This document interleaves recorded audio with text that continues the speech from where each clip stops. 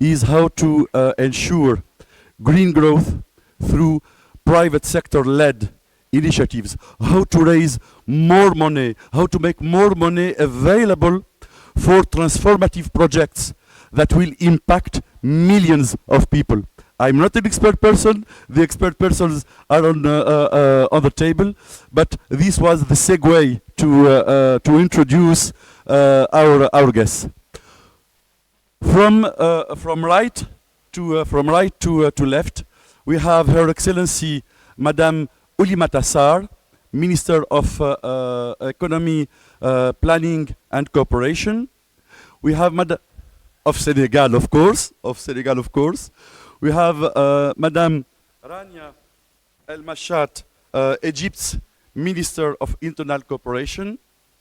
On her side, we have UK Minister for Development and Africa, Mr. Andrew Mitchell, and Mrs. Chabalala, our Senior Vice President.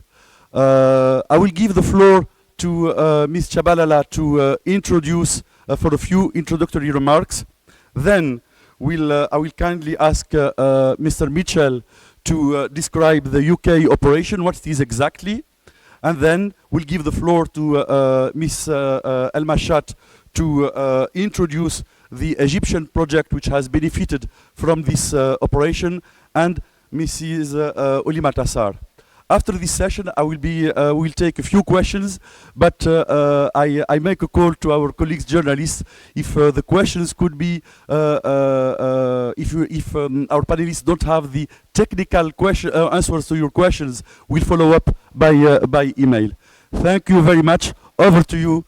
Thank you.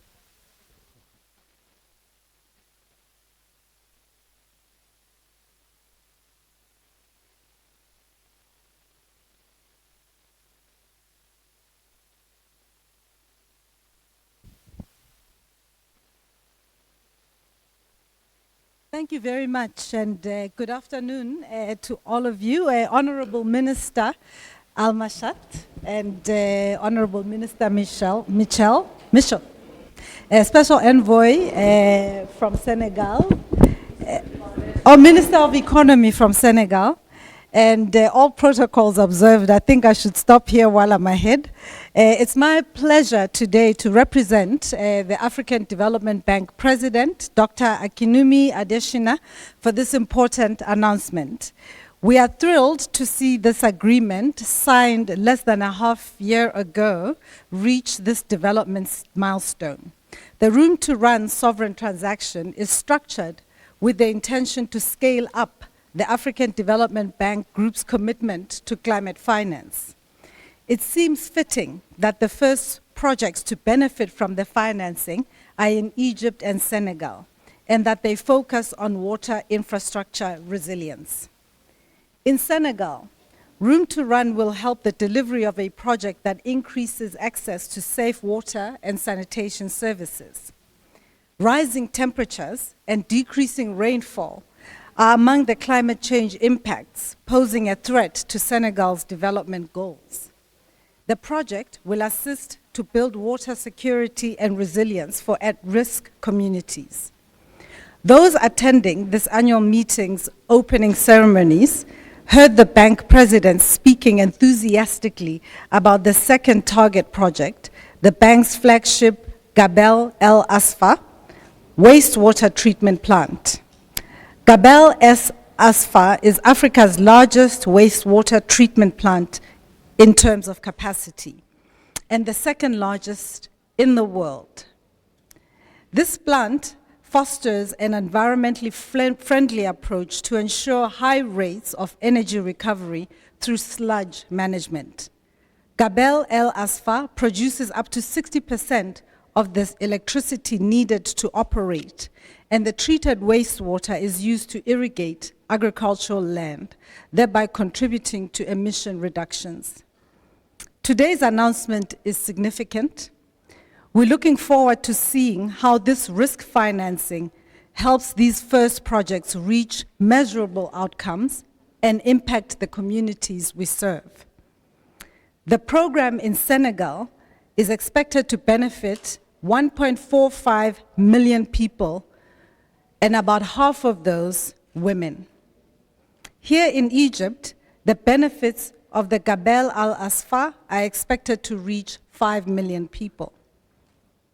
The support provided by the United Kingdom and private insurers in this risk transfer arrangement will allow the bank to reduce the risk capital currently consumed by its sovereign operations. This creates headroom for new lending operations in priority sectors, particularly in climate finance, to help support more mitigation and adaptation projects across the African continent. We appreciate the UK's commitment to investing in climate-related projects, driving clean growth, and creating green jobs. This financing instrument also offers other multilateral development banks and investors a roadmap for innovative financing. It also offers new ways to explore the release of much-needed capital to impact financing and catalyze private capital in developing markets. Room to Run is good to go. Thank you very much.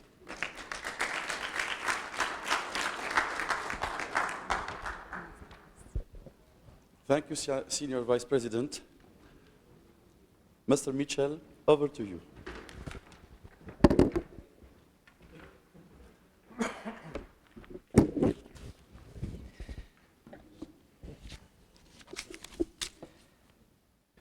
Well, ladies and gentlemen, Your Excellencies, fellow guests here at this wonderful meeting. It's a great pleasure to be here. Please allow me to echo the thanks to the Government of Egypt for hosting these meetings, and of course to the African Development Bank and to President Adesina, who I think will be joining us a little bit later for this event.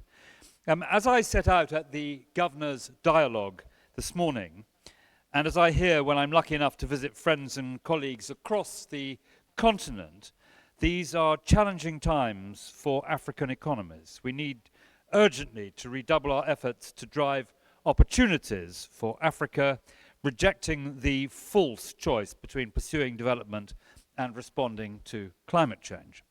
I'm very glad to be here today to celebrate the Room2Run initiative, which is one of many ways the UK is seeking to support Africa to rise to the challenge of climate-smart development in 2023. The UK first committed to the Room2Run guarantee at COP26 in Glasgow. The objective was to use guarantees from the UK government and the City of London insurance market to stretch the African Development Bank's balance sheet and rapidly scale up and speed up the climate finance available to African countries. Here, 18 months later, it's exciting to now be launching the first two projects supported by the guarantee in Egypt and in Senegal. At the heart of both these projects is the issue of safe, reliable, and affordable access to water. Across the world, we know the climate is changing, temperatures are increasing, the weather is becoming less predictable, and this has a knock-on impact on health and food security. It is, ladies and gentlemen, vital that governments are supported to invest in water infrastructure to safeguard people's health, boost agriculture, and fuel sustainable economic growth. Turning first to Senegal, the Safe Water and Sanitation Services project we're launching today is going, I hope, to be hugely important. The project focuses on the fundamental work vital to keep a population fit and healthy, building standpipes, pumping stations and sewage networks to supply no less than 250,000 households. The project will have an incredible impact on people's health and livelihoods. As I understand it, spades will hit the ground in the next couple of months, and I look forward very much to hearing about progress. The water recycling project the African Development Bank is launching in Egypt is equally exciting. Russia's invasion of Ukraine and the subsequent impact on grain supplies have demonstrated how fragile food security can be. By improving the quality and availability of water resources, this project will support the foundations of Egypt's economy. And as I understand it, the African Development Bank and the government of Egypt are aiming to reach no less than 5 million people with this project. These are exactly the kinds of investments we really hope to unlock through Room2Run. Over the next 5 years, this won't be the only time we meet to discuss the Room2Run guarantee. These projects are the first, but in total, this initiative will unlock $2,000 million of climate finance for countries across Africa. And we plan, ladies and gentlemen, to make every dollar of that count. I look forward to seeing how these investments and water resources flow over the next year and discussing how else we can use this great initiative to support African Development Bank investments across Africa. Thank you very much indeed.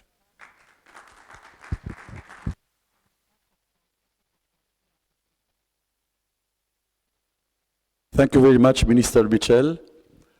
Dr. Ranian Mashat, of course, you can speak from the table, of course, and you are going to speak about the Jebel Al-Asfar project. I invite participants to have a look at at the African Development Bank's website. We have a wonderful movie about that project, wonderful movie.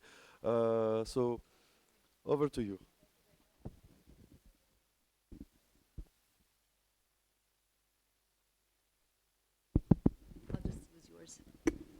Well, thank you very much. I wanted to do it in sitting, and me and my very good friend, Minister Sarr from Senegal, the very beautiful and stylish minister, we wanted to do it while sitting to show how inclusive our partnership is. African Development Bank, the UK, countries in Africa, which are showing by example how we can actually mobilize sources of finance to benefit the people in Africa in different projects. Water, and all of us know how important water is today in the continent. It is one of the most valuable natural resources, and to be able to invest in projects that create recycling, and to be able to make sure that food security is guaranteed is one of the key priorities of the Egyptian government. Again, I want to thank the UK government. Room2Run is extremely telling just by the name of the initiative. All of us have been in meetings over the past year in different MDBs. Minister Sarr and myself have been at the World Bank discussing the evolution. We've been in different joint initiatives. Everybody's talking about MDBs needing to have more headroom to be able to help all of us move into implementation of our climate goals. Each and every national climate goal adds to the global objectives and the global goals, and therefore it is through the partnerships that we can work together that we will be able to implement this. Therefore, the Room2Run, creating more headroom at the African Development Bank, the regional bank in Africa, which is through its experience with all of us able to deploy the finances in a very effective and efficient way in order to benefit, as I mentioned, the people in the continent. Jebel Al-Asfar is one of the very special projects for Egypt. This is going to be an extension of the existing project. The existing project serves more than 12 million people. It is also very much important because you can see at the plant itself how the cultivation is taking place. The extension in this project is going to be supported 80 million from the UK. We also have it.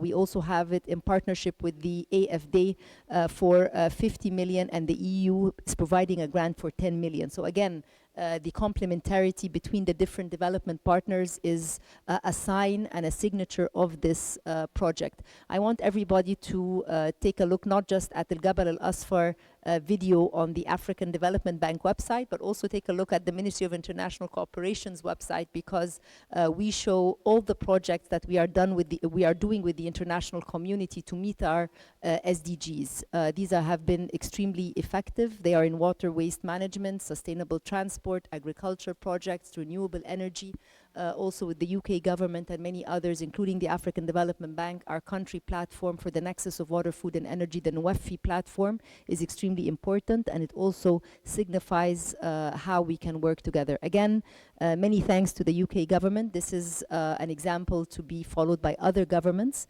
creating more headroom for MDBs to be able to push important projects in our countries in Africa is extremely timely and extremely relevant and extremely urgent. So thank you very much. Thank you to the African Development Bank and to Senegal. Congratulations also to the project, and we look forward to working with Senegal as well to showcase many of the good work that our governments are doing together. I always say that we have 3 C's. It's commitment, government commitment on where we want to go.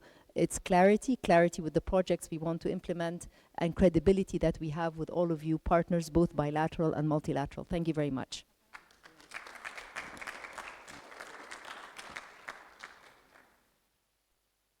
Thank you, Excellency. Our president has also 3 C's, crisis, climate, conflict, climate change. So you have your 3 C's. Thank you. Excellence, à vous la parole. Vous pouvez parler en français. You have the floor, Your Excellency. And I would be short. I know people had very long day. We've been speed dating since morning, but we wanted to be here for this very, very important initiative. As you know, Senegal is part of the Sahel, and all of you know that the Sahel is really the epicenter of climate change. Senegal has a very ambitious national development plan, and our national development plan, called Plan Sénégal Émergent, has a critical pillar, which is access to water for all. And this project contributes to that. Since the COP in Glasgow, I think a lot of the African countries are saying that the partners are not walking the talk. And I think today the UK is showing that the commitment to provide climate finance is real, and the amount is showing scale, because we're talking about $2 billion. Our country is committed to greening our economy, looking after our poorest, and we do that, most of it, with our own resource. I like to say to most people that 85% of the budget of Senegal is Senegal's money, is our taxes, is everything else that we use. And our president has committed to leaving no one behind, and that is why this project is so important. We believe that to transform our economy, we need to work on 5 main pillars, and those pillars were talked about today in all the dialogues that we had. One is that we need to address issues of policy. How do we make our countries attractive for private investment to come, for large-scale projects to come, for SMEs to come and invest? The second thing we talked about at length today is about skills, human capital that all our countries need. Third is financing, and financing at scale. We like our partners to have more appetite for risk and not worry too much about their AAA rating. That's the big elephant in the room. I had to say that. AAA rating is good to get cheap money for us, but then that AAA rating also prevents you from having more exposure to my country. So it's almost like a catch-22. Lastly, maybe the access to market has been talked about a lot. And finally, the main pillar where we partner with the UK, with the MDBs, the African Development Bank, is on infrastructure. That's energy, that's water, that's roads, that's technology. And I think any financing we can have to scale up climate finance, and the member states, the countries are saying we need scale, we need business unusual, and definitely we would like to see fast track. And I think this is what this funding is providing to us. Thank you so much.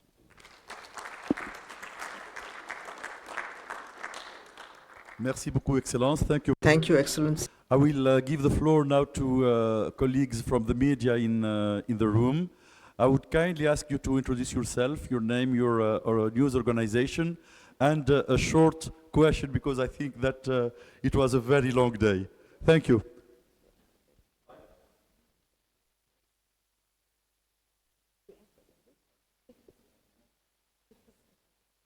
Thank you. Rhoda Sodiria, Rise News. Questions for Mr. Mitchell. So the projects, first off, Northern Africa, Egypt, and then West Africa and Senegal. Do you have any further plans for the other regions on the continent, as far as the fund is concerned?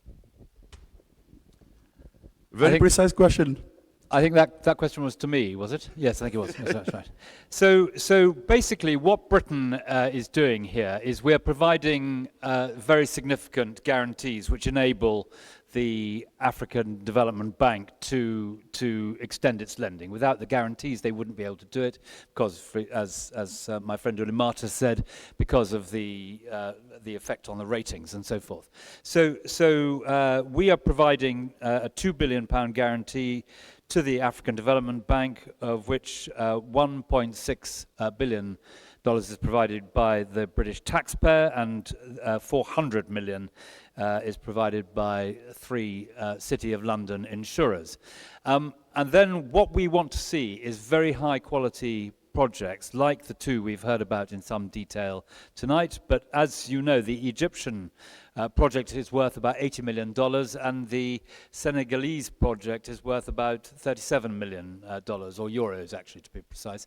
So you can see there's a lot of headroom for other great projects, and those great projects will go ahead with the AFDB and the British development wing of the Foreign Office, working out what is best value for money in terms of the countries we're seeking to support and the British taxpayer intervention.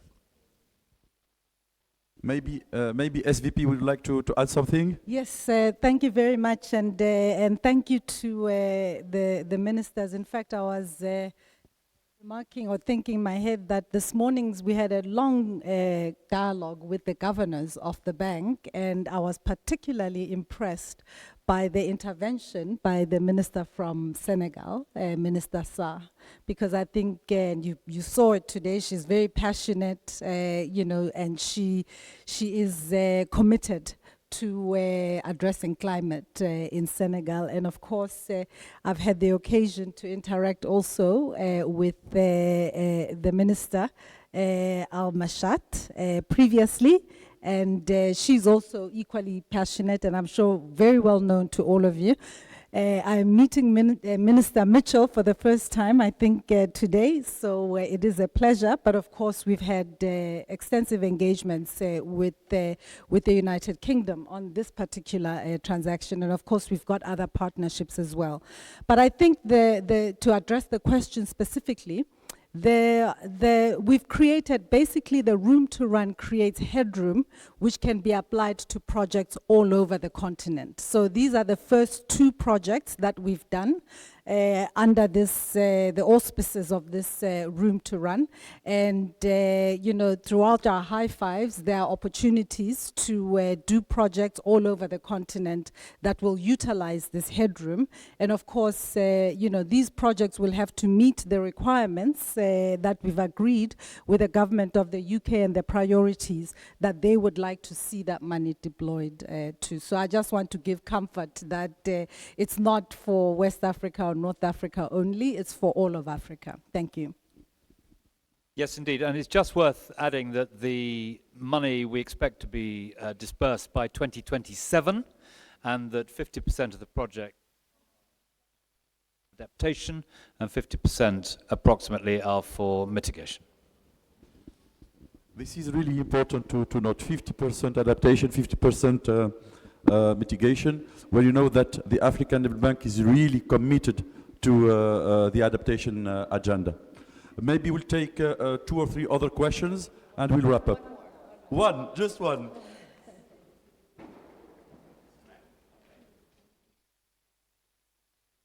Thank you. My name is George Orido from Kenya, a journalist. You know, as I do, that in economics there's nothing like free lunch. Or can I say it again? The devil is in the detail. What is the need for the UK government or UK people with this particular support?